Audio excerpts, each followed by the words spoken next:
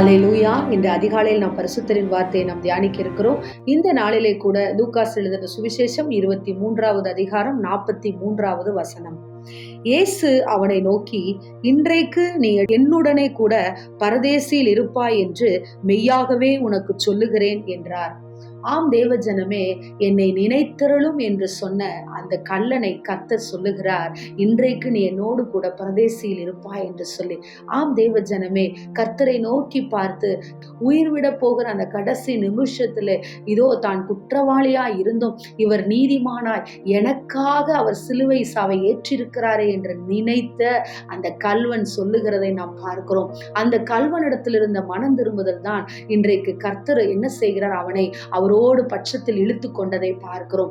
நாம் இன்னும் வேதத்தை எடுத்திருக்கிறோம். வேத வசனங்களை இதோ சரமாரியாக மனப்பாடம் செய்து படிக்கிறவர்களாய், ஒப்பிக்கிறவர்களாய், அறிக்கை செய்கிறவர்களாய் இருக்கிறோம். ஆனால் என்ன இல்லை நம்மிடத்திலே?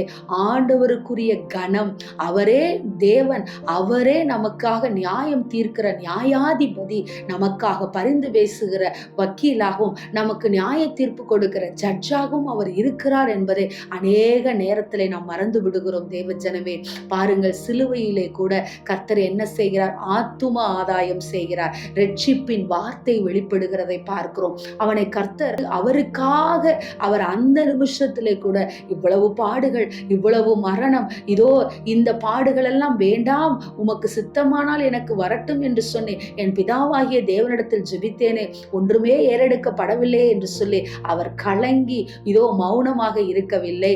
உயிர் போகிற நேரத்திலும் கர்த்தர் ஆத்தும ஆதாயம் செய்கிறார்.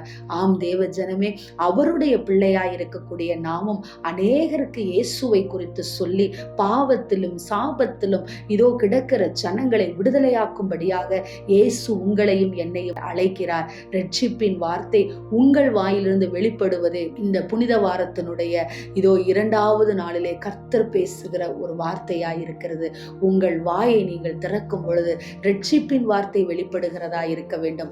அநேகரை ஆத்துமாதாயப்படுத்துங்கள். நிச்சயம் கர்த்தர் உங்களை ஆசிர்வதிப்பார். ஆமேன். ஸ்தோத்திரம். எங்களை நேசிக்கிற எங்கள் நல்ல தகப்பனே, இந்த நாளிலே நாங்கள் கேட்ட வசனத்தின் பிரகாரமாக அப்பா, கல்லனை எப்படி நீர் ரட்சித்தீரோ அதே போல உம்முடைய அப்பா வார்த்தையினாலே, உம்முடைய சுவிசேஷத்தினாலே அப்பா அநேகரை நாங்களும் ஆண்டவரை ரட்சிப்புக்குள்ளாக நடத்த எங்களுக்கு கிருபை கொடுங்கப்பா. பெயர் கிறிஸ்தவர்களாய் இருக்காதபடிக்கு ரட்சிக்கப்பட்டவர்களாய் நாங்கள் அநேகரை ரட்சிப்பின் பாதையிலே நடத்துகிறவர்களாய் இருக்க எங்களுக்கு கிருபைகளை கொடுக்கும்படியாக இயேசுவின் நாமத்தில் நாங்கள் ஜெபிக்கிறோம் நல்ல பிதாவே. Amen. Praise the lord. Hallelujah.